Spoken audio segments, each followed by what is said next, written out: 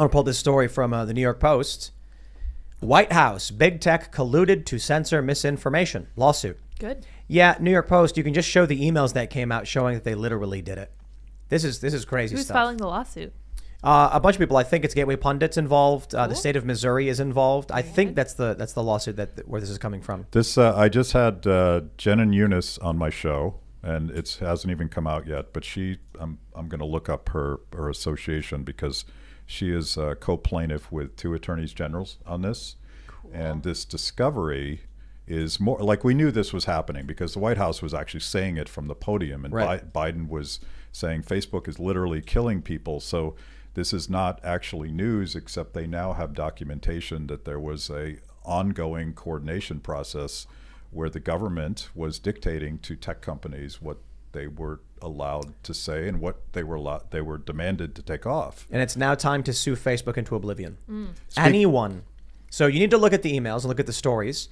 Anytime Joe Biden has referenced COVID policies, I think anybody who tried sharing anything related to that should join a class action lawsuit against Facebook and the U.S. government for collusion, violation of First Amendment rights, because the government was actively suppressing that information with the assistance of Facebook. And you should now all have standing. Large class action.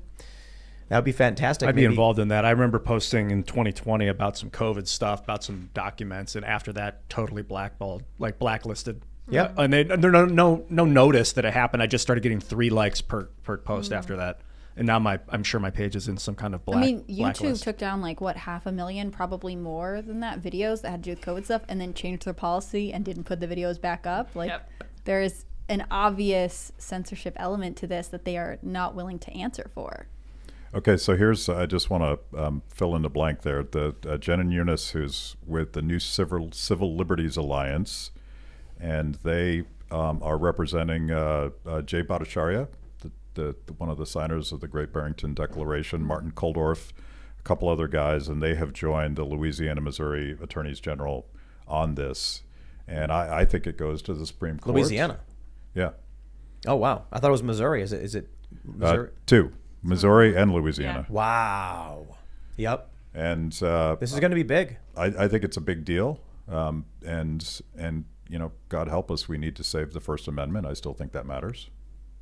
I agree. Is that crazy? I don't know. No, we need to evolve the First Amendment because we're creating a global government right now, and I think free software code is the future of free speech. If you can see what the code is doing, then that's like your sense of personal freedom in the environment. If you go to the metaverse and you can't see what the code is doing around you, it could be telling you lies and you wouldn't know it. Well, so could a human. It's okay for humans to lie, but for a software code, for an environment to lie to you, I think is when it's gone too far. What does that mean?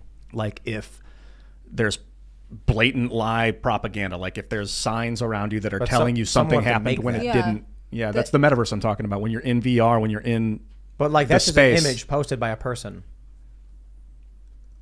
What's the difference is, I guess, between what and what? An image posted by a person and a person saying the words. If someone creates an environment that they post false advertising or they post, false statement in political ads, it's created by a person, even if it is a sign that's physically appearing or like virtually appearing. If I saw a sign that said turn right to the next Burger King, but to you the sign said turn left to the next Burger King, but neither of us know that we're getting fed different information, that's like a violation of my First Amendment. That's a violation of a human right, in my opinion. People need to know if they're being led towards something. But you said it's okay if humans lie.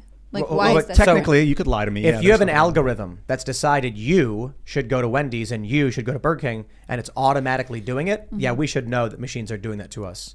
When people don't realize, Facebook experimented on people. Do you guys know this? Yeah. They made people depressed on purpose to see what would happen. That's psychotic. We should have a right guarantee that they can't do that. There should be. I think we should abolish algorithmic feeds. It should be chronological and your followers. So if you follow something, you get shown it. It shouldn't be like we've decided what's right for you. Because Facebook actually started showing people content that would depress them to see if it would work, and it did. Sure did. They started then producing depressing content. It's creepy stuff. It's like 2014, I think they were doing that. What are they doing now?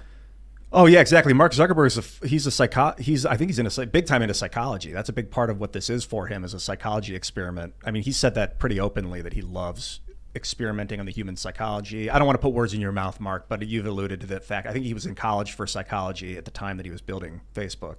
Yeah, I agree, man. We gotta. It's a new world, and we gotta take it by the horns. If we don't, it's gonna gore us.